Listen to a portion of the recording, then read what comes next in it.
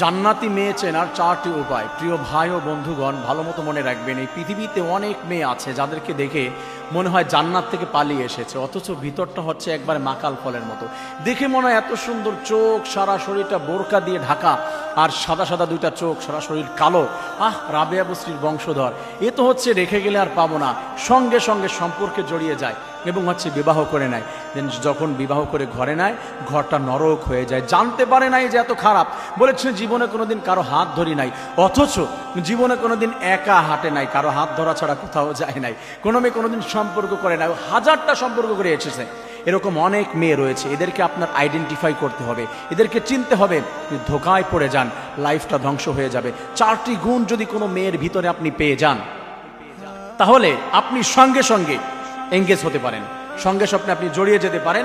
ওকে আপনি মনে করতে পারেন যে হচ্ছে রাবেয়া বস্রির বংশধর, ও হচ্ছে জান্নাতি মেয়ে, একে আর রাখা যাবে না, সঙ্গে সঙ্গে বিয়ে করে ফেলতে হবে। হ্যাঁ, চারটি গুণ যদি কোনো মেয়ের ভিতরে আপনি পেয়ে যান, তাহলে আপনি মনে করবেন আমি জান্নাতি হুর পেয়েছি, আমি জান্নাতি মেয়ে পেয়েছি। প্রিয় ভাই ও বোনেরা, মনে রাখতে হবে সে চারটি গুণ। ফার্স্ট, আমি হাদিস থেকে বলছি, নিজের থেকে বানিয়ে বলছি না। রাসূলুল্লাহ সাল্লাল্লাহু আলাইহি ওয়াসাল্লাম বলছেন, আল মারআতু ইযা সাল্লাত খামসাহা وصامت شهرها وأطاعت بعلها وأحسنت فرجها فلتدخل بأي أبواب الجنة شاءت। জান্নাতি মেয়েদের চারটি গুণ রয়েছে। তার মানে আমার কোন উম্মতি যদি, রাসূল বলেছেন, চারটি কাজ করতে পারে, তারা জান্নাতের 8টি দরজা তার সামনে ওপেন করে দেওয়া হবে। যেই দরজা দিয়ে ইচ্ছা ওই দরজা দিয়ে সে জান্নাতে প্রবেশ করবে। সুবহানাল্লাহ। ফার্স্ট যেই গুণ তাদের ভিতরে থাকতে হবে, 1 নাম্বার হচ্ছে 5 ওয়াক্ত সালাত আদায় করতে হবে।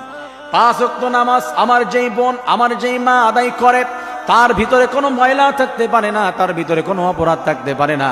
1 ওয়াক্ত সালাত আদায় করে আরেক ওয়াক্তের জন্য কাফফারা হয়ে যায়।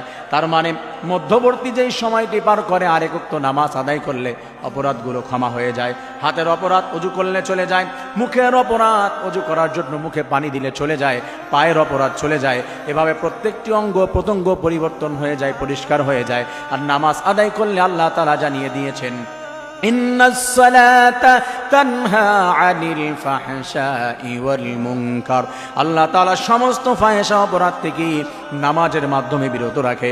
এই জন্য হচ্ছে 5 ওয়াক্ত যদি আমার কোনো বোন, কোনো মা নামাজ আদায় করতে পারে, সে হচ্ছে জান্নাতি, তার ভিতরে কোনো অপরাধ আর পাওয়া যায় না। এটা আমার কথা নয়, সৃষ্টিকর্তার কথা। সেকেন্ড লেভেলে যেই জান্নাতি মেয়েরা রয়েছে, তারা হচ্ছে রাসূলুল্লাহ সাল্লাল্লাহু আলাইহি ওয়াসাল্লাম জানিয়ে দিয়েছে, রমাদানুল মুবারাকের রোজা যারা সঠিকভাবে রাখবে, আল্লাহ তাআলা জানিয়ে দিয়েছে, আস-সাওমু লি ওয়া আনা আজজি বিহি। যারা সিয়াম পালন করবে, সিয়াম হলো শুধুমাত্র আমার জন্য, আর আমার যে বান্দা বান্দি সিয়াম পালন করবে, আমি আল্লাহ আমার নিজের হাতে তাদেরকে প্রতিদান দান করে দেব। সুবহানাল্লাহ। হয়তো জান্নাতি, সিয়াম পালন করলে জান্নাতি যাবে। এটা জান্নাতি মেয়েদের 2 নাম্বার গুণ। 3 নাম্বার গুণ হচ্ছে ওয়া তাআত বালাহা।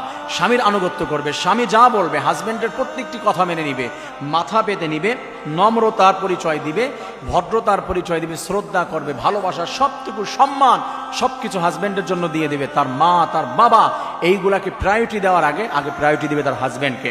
আল্লাহ তাআলা বলেছে, যদি কেউ হাজবেন্ডকে প্রায়োরিটি দিতে পারে, খুশি করতে পারে, দুনিয়ার থেকে বিদায় নিবে, যদি কোনো আমল তার না থাকে, কোনো অপরাধও তার না থাকে, স্বামীকে খুশি করেছে একটা আমলের কারণে, আল্লাহ রাব্বুল আলামিন ওই বান্দিকে জান্নাত দান করে দিবে। সুবহানাল্লাহ।